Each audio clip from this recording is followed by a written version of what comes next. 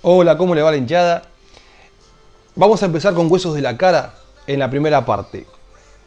Habíamos dicho que la cabeza estaba formada por una caja ovoide de aproximadamente 1200 centímetros cúbicos, que era el cráneo, que recibía en su parte inferior, en la mitad anterior, al macizo facial. De esta manera, cráneo y cara formaban la cabeza ósea. Los huesos de la cara se dividen en pares e impares. Los huesos pares son los huesos propios de la nariz, los maxilares superiores, los malares, los unguis, los conotes inferiores y los palatinos. Y los huesos impares son el vómer y el maxilar inferior o hueso mandibular.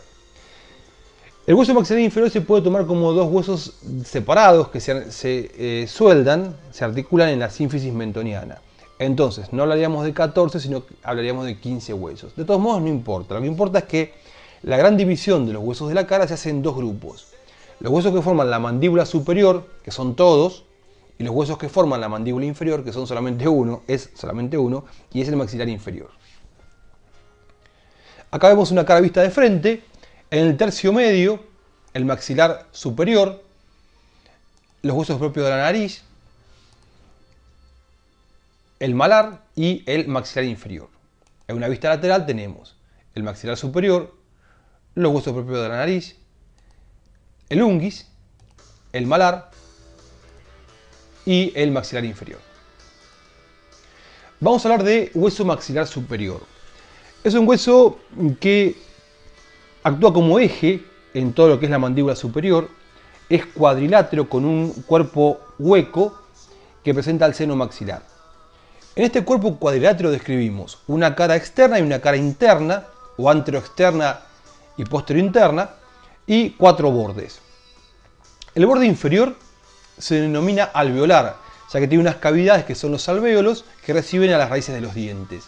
Estas raíces marcan unas saliencias a nivel de la parte más inferior de la cara externa que se denominan eminencias dentarias, de las cuales una se destaca más, que es la eminencia canina. El borde posterior corresponde a lo que se denomina eminencia maxilar o tuberosidad maxilar. Es un borde romo, bien tuberositario, y forma el límite anterior de la fosa pterigomaxilar, que después lo vamos a ver.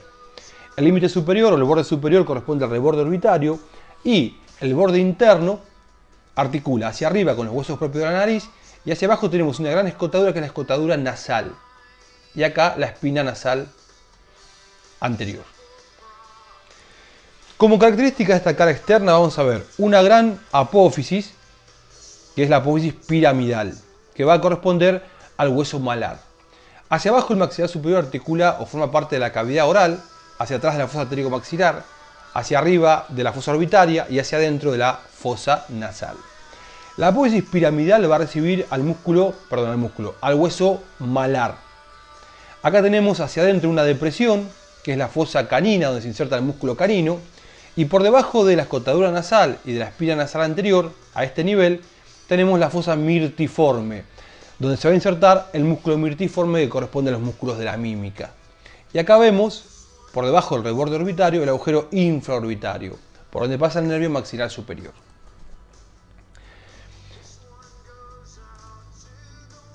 Esto que se ve aquí, esta estructura que acá la vemos en el hueso de frente, esto se denomina apófisis ascendente o rama montante del maxilar superior. Los otorrinos lo llaman rama montante del maxilar superior.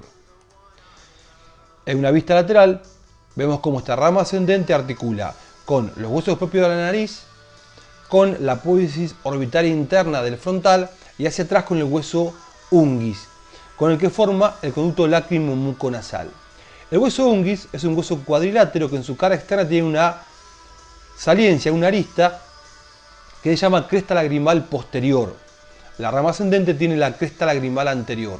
Entre ambas crestas se delimita el conducto lácrimo-muconasal, que comunica la hendidura palpebral con las fosas nasales y lleva la película lagrimal.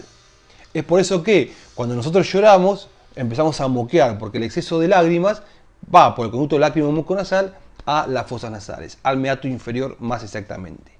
Entonces, el conducto lácrimo-muconasal tiene dos porciones, una porción orbitaria y una porción nasal.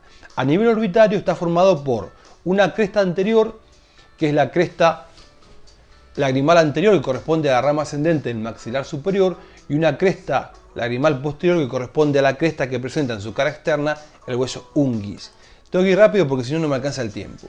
Si vemos el maxilar superior visto desde adentro, esta es una vista interna, anterior, posterior, bien articulada hacia posterior con el palatino, vemos que tiene a este nivel una gran apófisis que sale horizontalmente, que se llama apófisis palatina, en la unión de los dos tercios superiores con el tercio inferior. De la apófisis palatina hacia arriba hablamos de cavidad nasal o fosas nasales. De la apófisis palatina hacia abajo hablamos de cavidad oral.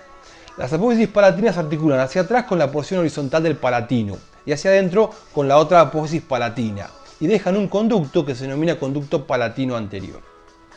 Esta es la rama ascendente vista del lado nasal y acá tenemos el seno maxilar que se abre por medio de este orificio que se llama ostium. Acá tenemos dos crestas óseas rugosas que se denominan crestas turbinales, superior e inferior, y pertenecen a la cara interna de la rama ascendente. Entonces, ¿qué tengo en la cara interna de la rama ascendente? Dos crestas turbinales, superior e inferior, que van a insertar o articular la superior con el cornete medio y la inferior con el cornete inferior. Esto que se ve acá es el unguis, que está bien por detrás de la rama ascendente. Y acá tenemos el reborde del ostium del seno maxilar, que tiene una pestaña, que acá se las marqué en colorado, que se denomina concha maxilar.